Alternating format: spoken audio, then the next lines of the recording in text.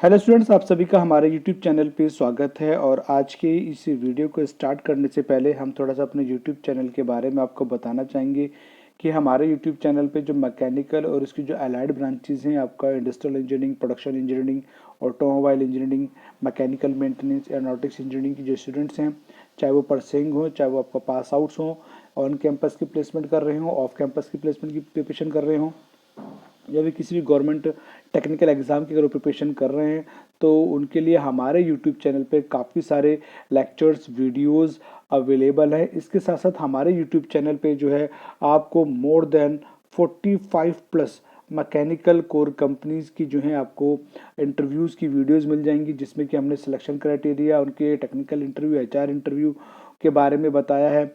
इसके अलावा हमारे यूट्यूब चैनल पे जो है उनको जो है ऑन कैंपस प्लेसमेंट की प्रिपरेशन कैसे करनी चाहिए, उसमें जो नंबर ऑफ राउंड्स होते हैं, डिफरेंट हर कंपनी का अलग अलग क्राइटेरिया होता है, उसको लेकर के जो हमने काफ़ी सारी वीडियोस बनाई हुई हैं। तो उन सभी वीडियोस को देख के आप अपने ऑन कैंपस की, ऑफ कैंपस की प्लेसमेंट की तैयारी आप कर सकते हैं। और टेक्निकल गवर्नमेंट टेक्निकल एग्जाम्स या किसी भी टेक्निकल एग्जाम्स के लिए जो है आप हमारे यूट्यूब चैनल पर काफ़ी सारे जो है आपको एमसीक्यू क्विज टाइप की काफ़ी सारे वीडियोस लेक्चर्स मिल जाएंगे। और जो मेन सब्जेक्ट्स हैं मैकेनिकल के, जैसे कि आपका थ्योरी ऑफ मशीन है, आपका मशीन डिज़ाइन है, फ्लूइड मैकेनिक्स है, थर्मल इंजीनियरिंग है, इसके साथ साथ जो आपका मैन्युफैक्चरिंग साइंस है, मटेरियल साइंस है, मैन्युफैक्चरिंग साइंस को जो आपका वर्कशॉप टेक्नोलॉजी भी कहते हैं, आपका प्रोडक्शन इंजीनियरिंग है, ठीक है ना।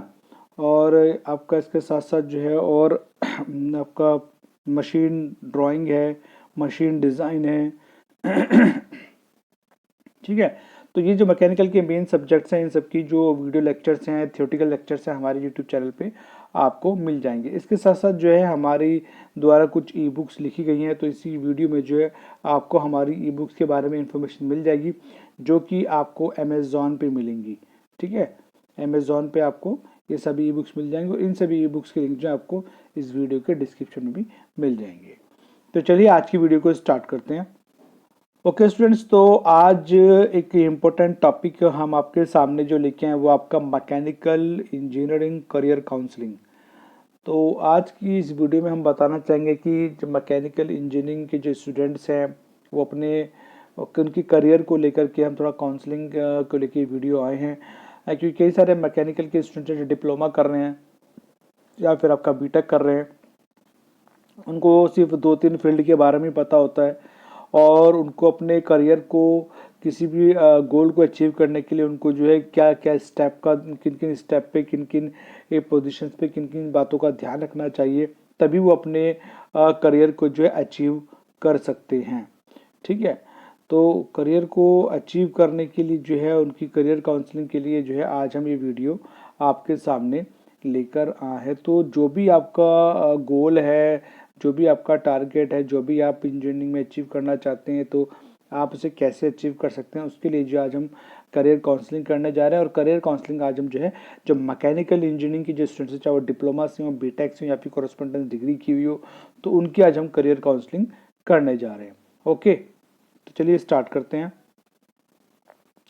देखिए, सबसे पहली जो बात है वो है आपका कि जो इसके इम्पोर्टेंट स्टेप्स हैं उनको आपने फॉलो करना पड़ेगा स्टार्टिंग से ही। जैसे आप डिप्लोमा में एडमिशन लेते हैं या फिर आप डिग्री में एडमिशन लेते हैं, तो आपको जो है ये 6 इसके मेन स्टेप्स हैं जिनके लिए आपको जो है अपनी प्री प्लानिंग पहले से ही करनी होगी। जैसे आपका सेमेस्टर एग्जाम्स का आपको बहुत अच्छे से प्रिपरेशन करना है, कैंपस प्लेसमेंट का आपको स्टार्टिंग से ही फोकस करके रखना है, ऑफ कैंपस प्लेसमेंट में अगर जाना पड़ता है तो आपको वहाँ पर किन चीज़ों का ध्यान रखना पड़ेगा, और मैकेनिकल इंजीनियरिंग की फील्ड्स कौन कौन सी हैं।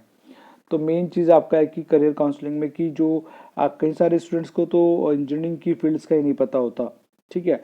और इसके बाद आपका मैकेनिकल इंजीनियरिंग जॉब रोल्स कौन कौन से हैं, और आपका गवर्नमेंट जॉब्स को लेकर के। तो आज के इस career counselling, mechanical engineering career counselling में जो है हम इन 6 पॉइंट्स के ऊपर डिस्कस करेंगे, और आपको बताएंगे अगर आप इन 6 पॉइंट्स को अच्छे से अगर आप फॉलो कर लेते हो, तो आप जिस भी पोस्ट पे, जिस भी पोजीशन पे आप जाना चाहते हैं, आप उस जॉब को ईजिली पा सकते हैं, लेकिन बिना मेहनत किए कुछ हासिल नहीं होता है।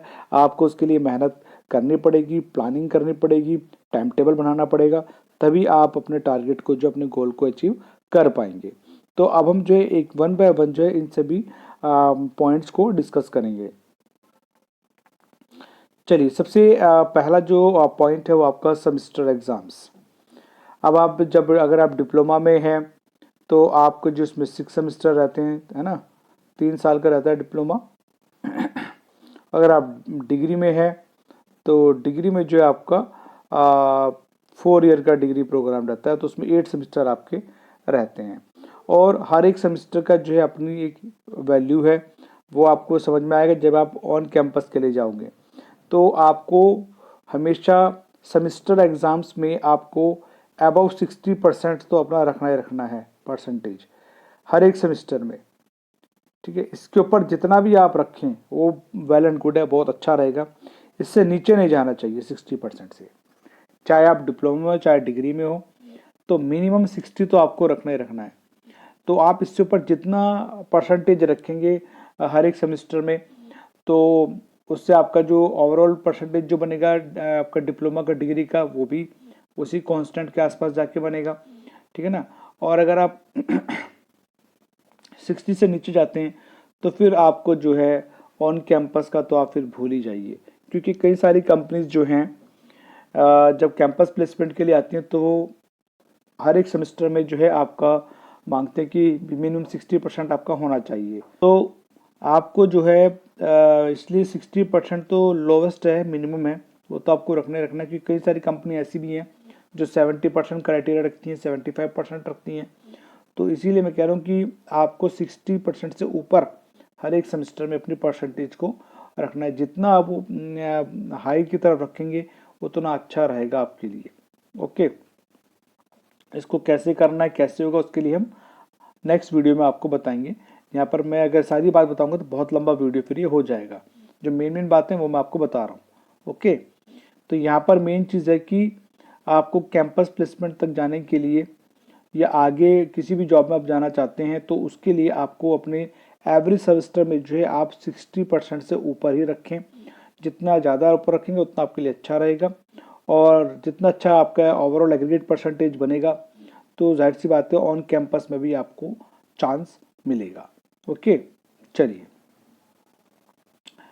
इसके बाद जो नेक्स्ट है आपका वो आता है कैंपस प्लेसमेंट। अब अगर आप ध्यान से सुनिए, अगर आप जो है ओवरऑल परसेंटेज जो है अगर आपका सपोज 75% रहता है एग्रीगेट,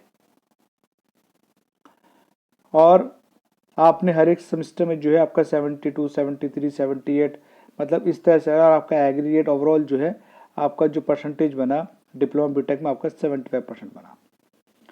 ठीक है, अब अगर आपका 59 रह गया, 55 रह गया, या 59 पॉइंट समथिंग भी रह गया, तो आप ये मानना जो कैंपस प्लेसमेंट है उसमें तो आपको बैठने को मिलेगा ही नहीं। उसका कारण जो है वो ये है कि कैंपस प्लेसमेंट में जो भी कंपनी आती है उसका अगर आप देखें मिनिमम क्राइटेरिया जो होता है वो होता है 60% और नो बैकलॉग। नो बैकलॉग, कोई भी आपका पीछे कोई बैक नहीं होना चाहिए। अगर कंपनी आपका 6 सेमेस्टर में आ रही है या फिर आपका 8 सेमेस्टर में आ रही है, 7 सेमेस्टर में आ रही है, तो उससे पहले के जो आपके सेमेस्टर्स रहे प्रीवियस, उसमें आपका एक तो मिनिमम 60% हो सकता है, 65% हो सकता है, 70% होता है, डिपेंड करता है कंपनी के क्राइटेरिया के ऊपर। और उसके साथ साथ कोई बैकलॉग आपका नहीं होना चाहिए। ठीक है, और कुछ कंपनी का ये होता है कि आपका जो 4th सेमेस्टर तक का जो एग्रीगेट परसेंटेज है, सपोज अगर डिप्लोमा में हो आपके 6 सेमेस्टर में कोई कंपनी आ रही है, 6 सेम में कोई कंपनी आ रही है, तो अप टू 5th सेमेस्टर जो है आपका 60% या 65% या 70% होना चाहिए एग्रीगेट। एक तो ये, दूसरा कुछ कंपनी सेमेस्टर के हिसाब से रखती हैं कि हर सेमेस्टर में आपका इतना होना ही चाहिए। तो अगर आपके हर एक सेमेस्टर में आपके उतने हैं या उससे ऊपर हैं तो आप उस कैंपस प्लेसमेंट कंपनी के उसमें बैठ सकते हो। और अगर कंपनी एग्रीगेट पे आती है इतना होना चाहिए आपका, उतना बन रहा है या उससे ज़्यादा बन रहा है, तो आप कैंपस प्लेसमेंट के लिए बैठ सकते हो। लेकिन अगर आपका कम रह गया तो फिर जो है आपको जो है उसमें चांस नहीं मिलने वाला कैंपस प्लेसमेंट में। अब कैंपस प्लेसमेंट वही कंपनी आपको चांस देगी। सपोज कोई कंपनी आती है और वो कहती है कि 60% होना चाहिए, और आपका अगर प्रीवियस सेमेस्टर में कहीं पर 1 या 2 बैकलॉग है, हम आपको वो ले लेंगे। लेकिन वो कंपनी जो फिर पेमेंट करती है ना, सैलरी, वो कम करती है, और वो आपसे एक बॉन्ड भी साइन कराती है फिर कि 1 साल के अंदर अंदर जो आप उसको क्लियर कर लेंगे, जो भी बैकलॉग आपकी है। तो ज़्यादा अच्छा है कि आप जो है शुरू से स्टार्टिंग से ही ऑन कैंपस प्लेसमेंट के लिए जो है आप अपनी प्रिपरेशन को जो है पहले से बेटर करके चाहिए, उसके लिए आप अपने को तैयार करें। ओके, चलिए, ये था सेकंड पॉइंट। अब बात करते हैं ऑफ कैंपस प्लेसमेंट की। अब ऑफ कैंपस प्लेसमेंट में तो उसके 2 ही रीज़न होते हैं, या तो कॉलेज में जो है आपका या यूनिवर्सिटी में जो आपको कंपनी नहीं आई है आपकी फील्ड में, तो आपको ऑफ कैंपस प्लेसमेंट की तरफ जाना पड़ेगा। या फिर है कि किसी कारणवश आप बीमार रहे या कोई आपकी ट्रेजेडी कुछ ऐसा हुआ कि आप जो कॉलेज के कैंपस में जो कंपनी है इसमें ज़्यादा कंपनी में आप नहीं बैठ पाए, या कोई रीज़न रहा तो वहाँ आपको चांस नहीं मिल पाया, तो आपको ऑफ कैंपस प्लेसमेंट की तरफ जाना पड़ेगा। या फिर यह है कि आपकी जो है सेमेस्टर बैक थे, या तो आपकी जो है परसेंटेज उस हिसाब से नहीं बन पा रही थी, कि जब बैकलॉग होता है तो उस केस में आपके ओवरऑल परसेंटेज नहीं आती आपकी सेमेस्टर के उस पर, ठीक है ना।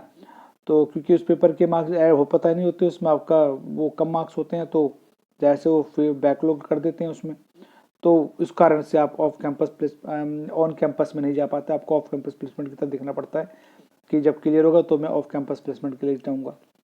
या फिर आपका जो ओवरऑल परसेंटेज जो है आपका 60% बन गया या उससे ऊपर बन रहा है, लेकिन आपका नॉन टेक्निकल प्रिपरेशन बहुत अच्छा नहीं है, आपका टेक्निकल जो नॉलेज है वो अच्छा नहीं है, और आपका इंग्लिश अच्छी नहीं है, सो मैनी रीज़न जो भी हैं, मतलब आपकी वीकनेस है इन सब में, तो आप ऑन कैंपस में आपको चांस नहीं मिल पा रहा, तो फिर आप जो ऑफ कैंपस की तरफ जाएंगे।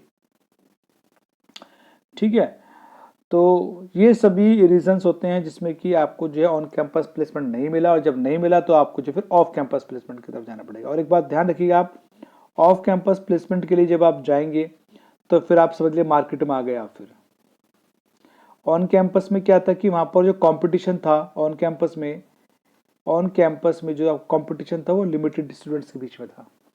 अब आप ऑफ कैंपस में तो आप ये लगा लीजिए पूरा मार्केट है, आपकी सैलरी का उसमें कोई फिक्स नहीं है, उसमें भी आपको जो है बार्गेनिंग करनी पड़ेगी, ठीक है ना। तो कंपनी भी उसमें ये देखते हैं कि कम से कम सैलरी पे जो है अच्छे से अच्छा जो है हमको एम्प्लॉय मिल जाए, तो वहाँ पर कंपटीशन और ज़्यादा टफ हो जाता है।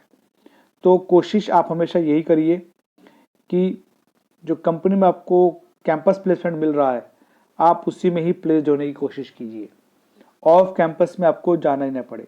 ऑफ कैंपस में अगर जाना पड़े तो आप जिस कंपनी में कॉलेज से प्लेस्ड हुए हैं वहाँ पर अच्छी सैलरी पे आप काम करेंगे, और अगर बाद में फ्यूचर में अगर आप स्विच भी करना चाहेंगे तो जाहिर सी बात है आपकी जो है मंथली सैलरी अच्छी आ रही होगी, तो उसी से हिसाब से आप जो है आगे फिर ग्रो कर सकते हैं अपने उसमें ऑफ कैंपस में जाकर के।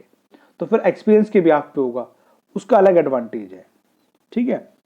तो ये मैंने आपको थोड़ा सा बता दिया इसके बारे में। अगर आप कहेंगे तो campus placement off campus placement के ऊपर मैं अलग से एक वीडियो बना दूंगा, आप मुझे कमेंट सेक्शन में बता सकते हैं, तो मैं ऑन कैंपस ऑफ कैंपस के ऊपर अलग से एक वीडियो बना दूंगा डिटेल में समझाने के लिए।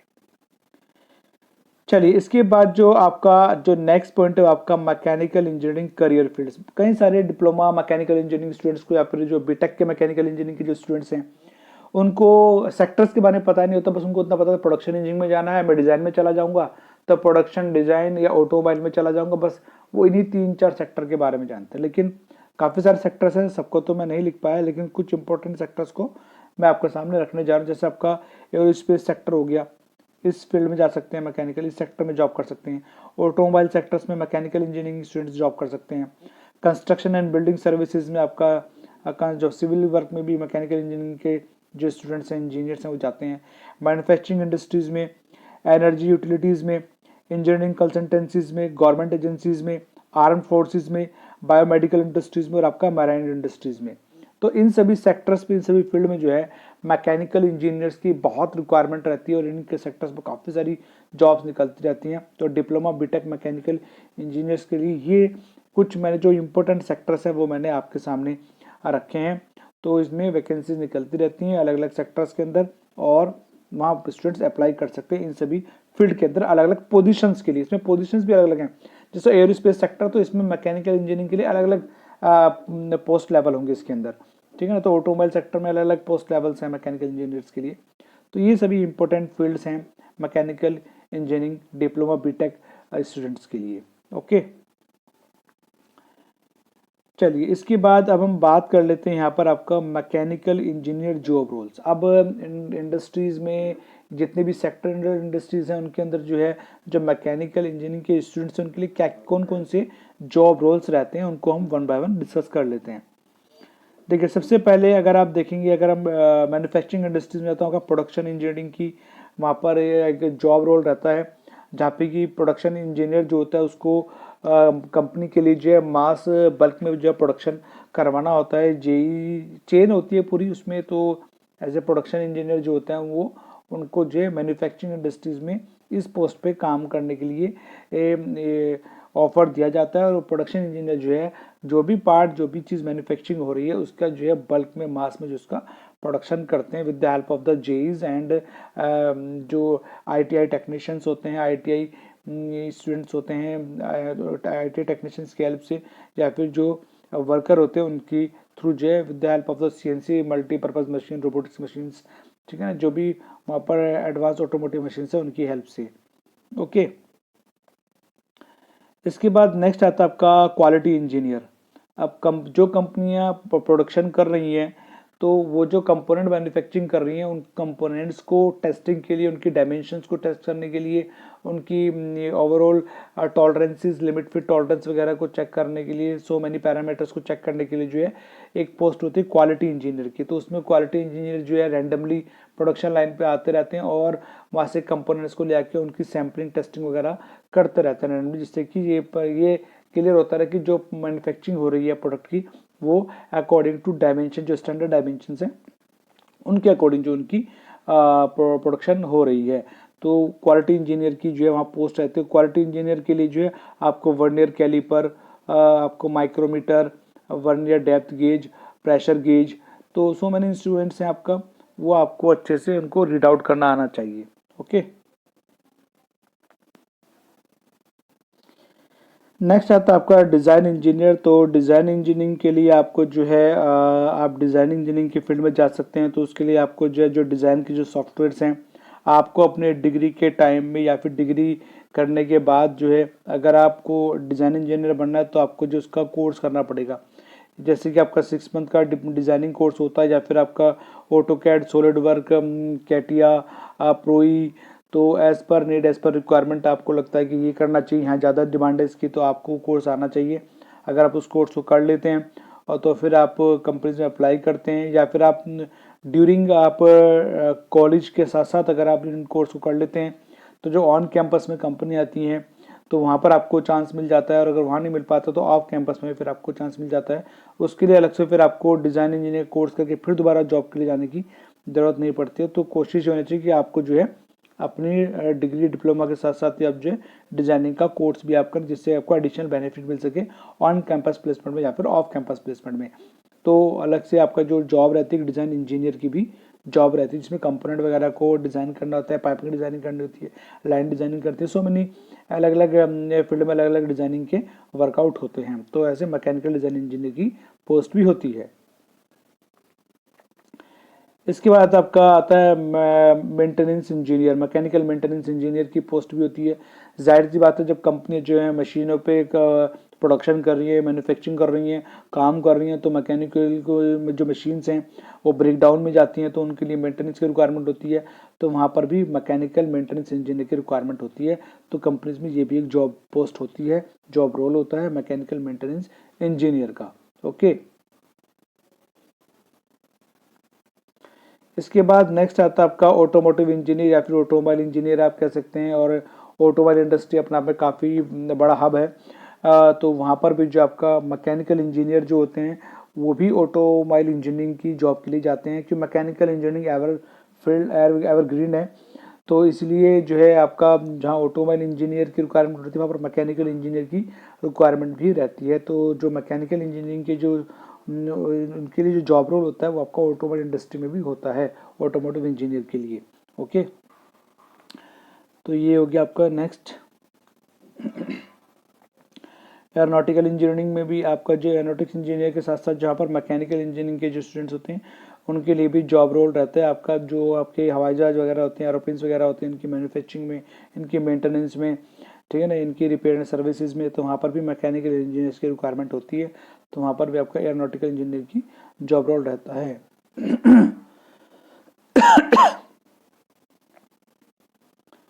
इसके बाद नेक्स्ट आता है आपका इसमें न्यूक्लियर इंजीनियर। तो जो न्यूक्लियर पावर प्लांट्स होते हैं आपका, उसमें भी जो आपका मैकेनिकल इंजीनियर की रिक्वायरमेंट होती है, तो वहाँ पर न्यूक्लियर इंजीनियर्स की जो नाम से जो जॉब पोस्ट रहती है मैकेनिकल इंजीनियर्स के लिए। ओके, नेक्स्ट आता है आपका माइनिंग इंजीनियर। माइनिंग इंजीनियर में अगर आप जाएंगे तो वहाँ पर जब जो कॉल माइंस होती हैं वहाँ पर जो है आपका वैकेंसी निकलती हैं, तो उसमें माइनिंग की इंजीनियरिंग का कोर्स अलग से होता है, तो उनके लिए तो रिक्वायरमेंट होती है। साथ में जिसमें कुछ जो जॉब पोस्ट होती हैं वो आपका मैकेनिकल इंजीनियर्स के लिए भी होती हैं माइनिंग इंजीनियरिंग में। ओके, तो वहाँ पर भी मैकेनिकल इंजीनियर्स के लिए वैकेंसी रहती है। इसके बाद आता है नेक्स्ट आपका इंस्पेक्शन इंजीनियर। इंस्पेक्शन इंजीनियर आपका जो है जैसे कोई आप जैसे कंपनी कंप्लीट इंजन को जो असेंबल कर लिया, अब उसकी इंस्पेक्शन टेस्टिंग करनी है, तो वहाँ पर कंपनीज को जो इंस्पेक्शन इंजीनियर की जरूरत पड़ती है। या फिर ऑटोमोबाइल सेक्टर में जो आपका जो गाड़ी वगैरह है आपकी, जब कहीं उनमें जो एक्सीडेंट वगैरह होता है तो एज ए ऑटोमोबाइल इंजीनियर के इंस्पेक्शन के लिए टीम आती है, वो इंस्पेक्शन करती है। ऐसे आपका जो है अदर सेक्टर्स में भी जो है मैकेनिकल इंजीनियर की इंस्पेक्शन की जॉब के लिए रिक्वायरमेंट होती है, तो ऐसे इंस्पेक्शन इंजीनियर का जॉब रोल भी रहता है मैकेनिकल इंजीनियरिंग के स्टूडेंट्स के लिए। इसके बाद जो नेक्स्ट आता है वो आता है मैकेनिकल रिसर्च इंजीनियर। आपका अगर अपने मैकेनिकल रिसर्च इंजीनियरिंग के लिए आपको जो काफ़ी अच्छा कमांड होना चाहिए सब्जेक्टिव नॉलेज पे, कैलकुलेशन, मैथमेटिक्स पे, तो आप मैकेनिकल रिसर्च इंजीनियरिंग के लिए भी जा सकते हैं। उसमें जो है वहाँ पर रिसर्च होती है, फ्यूचर के जो भी रिक्वायरमेंट है उसको फ्यूचर में किस तरह से पूरा किया जाए उसको लेकर वहाँ पर जो है रिसर्च टीम काम करती है इंजीनियरिंग की, तो वहाँ पर भी मैकेनिकल रिसर्च इंजीनियर की रिक्वायरमेंट रहती है। ओके, इसके बाद आपका नेक्स्ट आता है आपका मटेरियल इंजीनियर। ठीक है ना, तो मटेरियल की खोज करना, उस पर टेस्टिंग करना, ठीक है ना, उनको कंपोजिशंस को मिक्स करके नया मटेरियल का बनाना, तो मतलब ये सारी जो है आपका इसमें भी मैकेनिकल इंजीनियर्स की रिक्वायरमेंट होती है। तो कंपनीज में मटेरियल इंजीनियर की भी एक जॉब पोस्ट रहती है। इसके बाद नेक्स्ट आता है आपका पेट्रोलियम इंजीनियर। पेट्रोलियम सेक्टर में जो आपका पेट्रोल कि उसमें जो है वहाँ पर भी एक मैकेनिकल इंजीनियर्स के लिए जॉब रोल रहता है पेट्रोलियम इंजीनियर का, तो वहाँ पर भी जो है रिक्वायरमेंट होती है, तो ये भी एक जॉब रोल है आपका पेट्रोलियम सेक्टर में। इसके बाद आता है आपका मैकेनिकल सेल्स इंजीनियर। अब जो मशीन के जो part, gear, bearing, wheel, hub जो भी है कंपनीज जो हैं उसके लिए अपने यहाँ सेल्स इंजीनियर्स को हायर करती हैं मैकेनिकल के, जिससे कि जो कस्टमर्स हैं उनको जो अच्छे से गाइड किया जा सके, तो वहाँ पर भी जो आपका मैकेनिकल सेल्स इंजीनियर की रिक्वायरमेंट रहती है। इसके बाद नेक्स्ट आता है industrial production manager. Industrial production manager का आपका सिंपल रोल है कि आपका जो प्रोडक्शन इंजीनियर पर इंडस्ट्रीज़ हैं, मैन्युफैक्चरिंग इंडस्ट्रीज़ हैं, अगर आपने बीटेक किया हुआ है या आपने एमटेक किया हुआ है या फिर आपको बीटेक पर आपको प्रोडक्शन काफ़ी अच्छा एक्सपीरियंस है, तो आप जो इंडस्ट्री में जो है इंडस्ट्रियल प्रोडक्शन मैनेजर की पोस्ट पे आप जा सकते हैं, और वहाँ पर आपके अंडर में जो है एसई, जेई और आपका जो वर्कर्स है वो सब रहेंगे जो कि प्रोडक्शन पे काम करेंगे, तो वहाँ पर जो जॉब रोल होता है आपका इंडस्ट्रियल प्रोडक्शन मैनेजर का जॉब रोल रहता है। ओके, मैकेनिकल इंजीनियरिंग के स्टूडेंट्स के लिए, लेकिन एक्सपीरियंस के बाद ये जॉब रोल मिलता है। इसके बाद नेक्स्ट आता है आपका जियोलॉजिकल इंजीनियर। तो मैकेनिकल इंजीनियरिंग के जो स्टूडेंट्स हैं आपका जियोलॉजिकल इंजीनियरिंग की पोस्ट रोल के लिए भी जाते हैं, ये जॉब रोल भी जो मैकेनिकल इंजीनियरिंग के लिए रहता है। इसके बाद नेक्स्ट आपका हीटिंग एंड कूलिंग सिस्टम। तो हीटिंग एंड कूलिंग सिस्टम में भी आपको मैकेनिकल इंजीनियर्स की रिक्वायरमेंट रहती है, ये भी एक जॉब रोल रहता है। ओके, और हीटिंग एंड कूलिंग की अगर बात हम कर रहे हैं तो आपके जैसे बॉयलर्स वगैरह हो गए या बड़ी बड़ी मशीन जिनमें आपको हीटिंग कूलिंग सिस्टम लगे होते हैं, तो उनमें जो है वहाँ पर जो मैकेनिकल इंजीनियर्स की रिक्वायरमेंट होती है, वहाँ पर जो है heating and cooling system engineer की पोस्ट होती है मैकेनिकल इंजीनियर्स के स्टूडेंट्स के लिए। इसके बाद नेक्स्ट हम बात करते हैं आपका रोबोटिक्स इंजीनियर। तो रोबोटिक्स इंजीनियरिंग आप देख रहे कि आजकल जो है रोबोटिक्स का काफ़ी दौर है और इंडस्ट्रियल रिवोल्यूशन आ ही रहा है, तो उसको लेकर के आजकल रोबोटिक्स पे काफ़ी जोर दिया जा रहा है। तो वहाँ पर जो मैकेनिकल इंजीनियरिंग की काफ़ी रिक्वायरमेंट है। आर्टिफिशियल इंटेलिजेंस, IoT है, मशीन लर्निंग है, तो ये सब रोबोटिक्स के लिए इम्पोर्टेंट हैं और आजकल के स्टूडेंट्स कर भी रहे हैं। तो आज की जो मार्केट है वो रोबोटिक्स पे काफ़ी फोकस कर रही है, तो वहाँ पर भी मैकेनिकल इंजीनियरिंग की काफ़ी अच्छी रिक्वायरमेंट है। इसके बाद नेक्स्ट आता है आपका tool and die.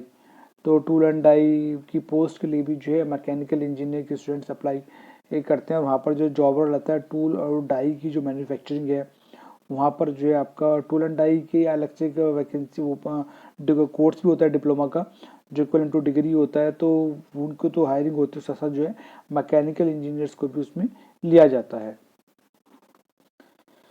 And next आपका आता है टूल इंजीनियर। तो जो कंपनियां हैं जो कि आपका मशीनों के लिए जो टूल्स यूज होते हैं उनकी मैन्युफैक्चरिंग करती हैं, तो वहाँ पर जो है मैकेनिकल इंजीनियर्स की ज़रूरत होती है टूल इंजीनियर की पोस्ट के लिए। एंड लास्ट आपका जो आपका मैकेनिकल साइंटिस्ट, उसमें आप देखेंगे जैसे भाभा एटॉमिक रिसर्च आपका इसरो है, तो और भी सारे संस्थान हैं जिसमें कि मैकेनिकल इंजीनियर्स की रिक्वायरमेंट होती है आपका मैकेनिकल साइंटिस्ट के लिए। तो ये आपका मैकेनिकल इंजीनियरिंग के लिए अच्छा जॉब रोल है। ओके स्टूडेंट्स, तो मैंने आपको जो जॉब रोल्स थे मैकेनिकल, कुछ इंपॉर्टेंट जॉब रोल्स मैंने आपको बताए। इसके साथ साथ जो आपका नेक्स्ट जो वो आता है आपका गवर्नमेंट जॉब्स का। अब आप देखिए, आप किसी भी सेक्टर में अगर आप काम कर रहे हैं प्राइवेट सेक्टर में, तो जाहिर सी बात है आप जो है गवर्नमेंट जॉब कौन नहीं लेना चाहता, तो हर किसी को गवर्नमेंट जॉब चाहिए। तो गवर्नमेंट जॉब के लिए है कि आप अगर ऑन कैंपस से अगर आप प्लेस्ड हुए हैं, तो आपको जो है साइड बाय साइड अपनी गवर्नमेंट एग्जाम की प्रिपरेशन करनी पड़ेगी। और आप ऑफ कैंपस से प्लेस्ड हुए हैं तो अब भी आपको गवर्नमेंट जॉब के एग्ज़ाम के लिए प्रिपरेशन करनी पड़ेगी। कॉलेज से ऑन कैंपस लगते ही एकदम से डायरेक्ट गवर्नमेंट जॉब लग जाना के जो चांस हैं वो होते हैं, लेकिन थोड़ा कम होते हैं, क्योंकि अगर आप अच्छे से प्रिपरेशन किए होंगे तो जाहिर सी बात है आपको कैंपस भी जल्दी मिलेगा और आपको जो है फिर गवर्नमेंट जॉब पे भी आपकी subjective knowledge, theoretical knowledge, technical non technical knowledge अगर बहुत अच्छी है आपकी, तो आपको इस जल्दी ही आपको गवर्नमेंट जॉब मिल जाएगी। लेकिन अगर आप कैंपस प्लेसमेंट के बाद आप जब प्रिपरेशन नहीं कर पा रहे हैं, तो आपको प्रिपरेशन के लिए टाइम निकालना पड़ेगा। चाहे आप ऑन कैंपस में चाहे आप ऑफ कैंपस में हो, आपको अच्छे से टाइम निकाल के प्रिपरेशन करनी पड़ेगी, डू एंड डाई करना पड़ेगा, मेहनत करनी पड़ेगी, ठीक है ना। तो तब जाके आप जो फिर गवर्नमेंट जॉब के लिए अप्लाई अगर करते हैं तो फिर आपको गवर्नमेंट जॉब इजीली मिल सकती है, ठीक है। तो गवर्नमेंट जॉब तो हर कोई पाना चाहता है, तो उसके लिए जो है अगर आपने पहले से ही काफ़ी अच्छी स्टडी कर रखी है टेक्निकल नॉन टेक्निकल की, तो ज़ाहिर सी बात है कैंपस भी आपको इजीली मिल जाएगा, वहाँ पर इतना टफ कंपटीशन नहीं होता है। ऑफ कैंपस में जो जाती है वहाँ पर थोड़ा कंपटीशन बहुत ज़्यादा होता है, तो लेकिन दोनों जगह आपको टाइम देना पड़ेगा स्टडी को लेकर के।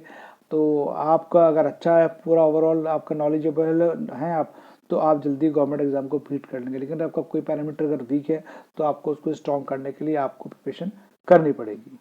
ओके, इसके साथ साथ हम बताना चाहेंगे हमारी जो और भी ई बुक्स हैं जो कि आप जो है अमेज़ॉन से ले सकते हैं अपनी कॉम्पिटेटिव एग्जाम की तैयारी के लिए, कैंपस प्लेसमेंट के लिए, ऑफ कैंपस प्लेसमेंट के लिए और आपका इंटरव्यू की प्रिपरेशन के लिए। तो सबसे पहले हम आपको बताना चाहेंगे कि हमारी जो ई बुक है आपका mechanical companies technical interview question explanation, इस ई बुक में जो है मैकेनिकल की का जो कंपनीज़ हैं उनके प्रीवियस टाइम में जो ऑन कैंपस ऑफ कैंपस जो इंटरव्यूज़ हुए हैं उनकी क्वेश्चन साथ में उनके आंसर्स आपको मिल जाएंगे। तो आप इस ई बुक को ले सकते हैं और अपना ऑन कैंपस ऑफ कैंपस की प्रिपरेशन को आप बेटर कर सकते हैं। इसके साथ साथ अगर आप HPCL के एग्ज़ाम की प्रिपरेशन कर रहे हैं बॉयलर टेक्नीशियन के एग्ज़ाम के लिए, तो आप इस ई बुक को ले सकते हैं। इसमें प्रीवियस ईयर्स के जो एग्जाम में जो क्वेश्चन आए हैं वो इस ई बुक में दिए हुए हैं। इसके साथ साथ अगर आप जो है कोलकाता म्यूनिसिपल कॉर्पोरेशन का सब असिस्टेंट इंजीनियर मैकेनिकल के लिए अगर आप प्रिपरेशन कर रहे हैं तो आप इस ई बुक को ले सकते हैं, क्योंकि इस ई बुक में जो हमने प्रीवियस टाइम में जो एग्जाम्स में क्वेश्चन पूछे गए हैं वो इस ई बुक में दिए गए हैं। तो आप उन क्वेश्चंस को प्रिपेयर करके अपनी प्रिपरेशन को बेटर कर सकते हैं। इसके साथ साथ जो है असिस्टेंट मोटर व्हीकल इंस्पेक्टर की जो है ये ई बुक भी आपको अमेज़ॉन पे मिल जाएगी। इस ई बुक में जो कम्प्लीटली ऑल इंडिया लेवल पे जो assistant motor vehicle inspector exam का सिलेबस है वो आपको मिल जाएगा। साथ में जो है आपको प्रीवियस ईयर में जो क्वेश्चंस आए हैं assistant motor vehicle inspector exam के पेपर में, तो वो आपको इसमें मिल जाएंगे।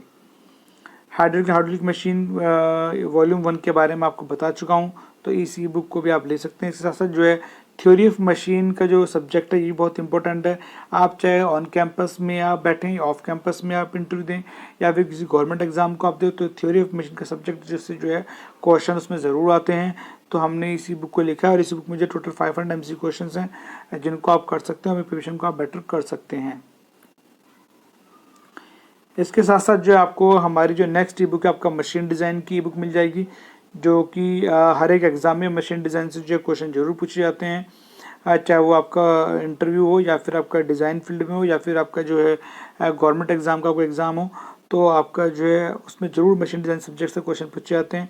तो इसी बुक में टोटल 600 MCQ क्वेश्चन जो कि बहुत इंपॉर्टेंट है चैप्टर वाइज दिए गए हैं, तो आप उन क्वेश्चन को करके अपनी प्रिपरेशन को बेटर कर सकते हैं। इसके साथ साथ जो आपको DRDO की जो है ये टेक्निकल इंटरव्यू प्रिपरेशन के लिए आपको ये बुक मिल जाएगी। तो जो बच्चे बीटेक के बाद जो है DRDO का साइंटिस्ट भी का एग्ज़ाम देते हैं, तो जो बच्चे रिटर्न क्वालिफाई करते हैं तो उनका उसमें इंटरव्यू होता है। तो प्रीवियस टाइम में जिसमें इंटरव्यू में क्वेश्चंस पूछे गए हैं वो हमने इसी बुक में दिए हुए हैं। तो जो बच्चे ऑन कैंपस, ऑफ कैंपस या फिर बीटेक के बाद साइंटिस्ट बी का जिन्होंने DRDO में दिया है उनको इंटरव्यू की प्रिपरेशन करनी है, तो कोई भी जो इसी बुक को ले सकता है और अपनी इंटरव्यू की प्रिपरेशन बेटर कर सकता है, क्योंकि इंटरव्यू में कहीं से कोई भी टेक्निकल क्वेश्चन पूछा सकता है, तो जितना मटेरियल मिल जाए वो कम है। ओके, इसके साथ साथ हम बताना चाहेंगे अगर आप जो है मेंटेनेंस टेक्नीशियन के एग्ज़ाम के लिए प्रिपरेशन कर रहे हैं HPCL कंपनी के लिए, तो आप इस ई बुक को ले सकते हैं और अपनी प्रिपरेशन को आप बेटर कर सकते हैं। इसके साथ साथ अगर आपने ऑटोकैड किया है, अगर उसमें आप एज ए बिगिनर हैं या फिर एज ए इंटरमीडिएट या फिर आपको लगता है कि आप काफ़ी एक्सपर्ट हैं, आपको अच्छी तैयारी हो गई है, लेकिन आप मैकेनिकल के कंपोनेंट्स के, मशीन के पार्ट्स के और अच्छे से ड्राइंग आप बनाना चाहते हैं, प्रैक्टिस करना चाहते हैं, तो हमारी ऑटोकैड 2D 3D प्रैक्टिस ई बुक को आप ले सकते हैं। क्योंकि इस ई बुक में जो है आपको मैकेनिकल की जो मशीनरी हैं उनके कंपोनेंट, साथ में जो है आपको जो है ऑटोमोबाइल के जो पार्ट्स हैं वो आपको मिल जाएंगे, जिनके आप 2D 3D ड्राइंग बना के और अच्छे से अपनी प्रैक्टिस को आप कर सकते हैं। इसके साथ साथ हमको बताना चाहिए कि हमारी जो अगली बुक है how to prepare for getting your dream job, तो जो बच्चे डिप्लोमा बीटेक के हमारे में फर्स्ट ईयर में, सेकंड ईयर में, थर्ड ईयर में, किसी भी स्ट्रीम से आप मैकेनिकल लेवल के हों या किसी भी अदर स्ट्रीम से हो, तो आप इस ई बुक को ले सकते हैं और अपनी प्रिपरेशन को आप बेटर कर सकते हैं। आप कैंपस प्लेसमेंट को कैसे पा सकते हैं, ऑफ कैंपस प्लेसमेंट में अगर आप तो वहाँ कैसे प्रिपरेशन कर सकते हैं, अगर गवर्नमेंट जॉब की आपको तैयारी करनी तो उसके लिए आप कैसे कर सकते हैं, तो इस ई बुक में अच्छे से दिया हुआ है। तो ये बुक जो हमारी इंग्लिश एडिशन में भी अवेलेबल है और ये बुक हमारी हिंदी एडिशन में भी अवेलेबल है। आप दोनों में से हिंदी इंग्लिश में आप लेना चाहें तो आप अपनी इच्छा अनुसार ले सकते हैं, अपनी प्रिपरेशन को आप बेटर कर सकते हैं। ओके स्टूडेंट्स, तो आज मैंने आपके सामने मैकेनिकल इंजीनियर करियर काउंसलिंग इनको लेकर जो है मैंने आपको इस वीडियो में पूरा डिटेल में बताया कि जो मैकेनिकल से बच्चे डिप्लोमा और डिग्री कर चुके हैं या फिर वो बच्चे अगर पास आउट होने जा रहे हैं तो, या बच्चे जिन्होंने भी एडमिशन लिया है, तो उनके लिए जो ये वीडियो बहुत ही इम्पोर्टेंट है। आई होप सो इस वीडियो से आपको जो है काफ़ी अच्छी हेल्प मिली होगी।